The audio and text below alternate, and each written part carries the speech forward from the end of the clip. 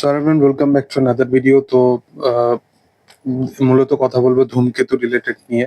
তো ধূমকেতুর trailer launch ইভেন্টের জন্য থার্ড ফেজও গতকালকে ওপেন করা হয়েছিল রাত্রির ১টার সময়। দুর্ভাগ্যবশত সেই সময়ও আমি আহ, পাইনি আর কি, মানে যে পাস ছিল। প্রথমত পাস পেয়েছিলাম যখন অনেকজনকে বিলিয়ে দিয়েছি, তারপরে আর পাস পাওয়া সম্ভব হয়ে ওঠেনি।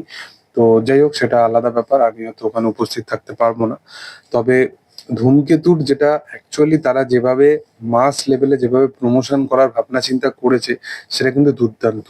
ইভেন যেদিনকে সিনেমাটা রিলিজ হবে 14th of August, সেই দিনও তারা কিন্তু একটা গ্র্যান্ড র্যালির কথা ভাবনা চিন্তা করছে। মানে কিরকম, মানে দেব অ্যাকচুয়ালি সাউথ সিটি মল থেকে নবীনা সিনেমা হল পর্যন্ত তারা একটা গ্র্যান্ড র্যালির ভাবনা চিন্তা করছে দেবের জন্য। এবং সেই সেই ফ্যান ক্লাব পুরোপুরি, এবং সেখানে দেবদা নিজে উপস্থিত থাকতে পারে, মানে এটাও কিন্তু আপডেট উঠে আসছে। তো এরকম ভাবে কিন্তু মাস লেভেলে প্রমোশন কিন্তু ধূমকেতুর চলছে। দেখো, ধূমকেতুর যে অডিয়েন্সটা আছে, সেই অডিয়েন্সটার জন্য যেগুলো যেগুলো করণীয়, সেগুলো কিন্তু তারা কিন্তু পুরোপুরি করছে প্রমোশন লেভেল। এবং আমি বলেছিলাম যে ধূমকেতুর যে প্রমোশনটা চলবে সেটা কিন্তু দুর্দান্ত লেভেলের চলবে। এবং অলরেডি তুমি যদি দেখো, কালকে গানটা এসছে, গানটা যেরকম লেভেলের ক্রেজ, গানটা অলরেডি ট্রেন্ডিং এ আছে। বোধহয় নাম্বার 9 বা নাম্বার 10 এতে ট্রেন্ড করছে গানটা। সেটা আমি ঠিক খেয়াল করিনি, বাট গানটা কিন্তু ট্রেন্ডিং এর মধ্যে আছে।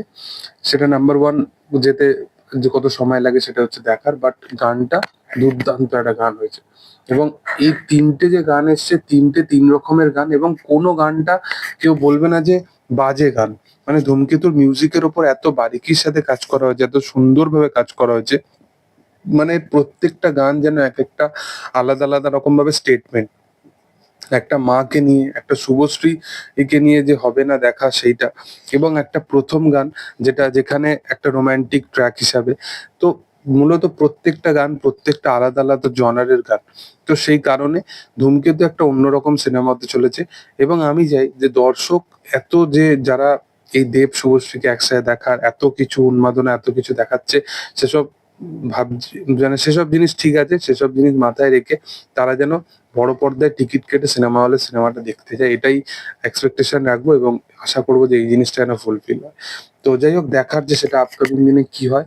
তবে তোমাদের কি বক্তব্য, তোমরা কতটা এক্সাইটেড আছো অবশ্যই কমেন্ট সেকশনে জানাতে পারো।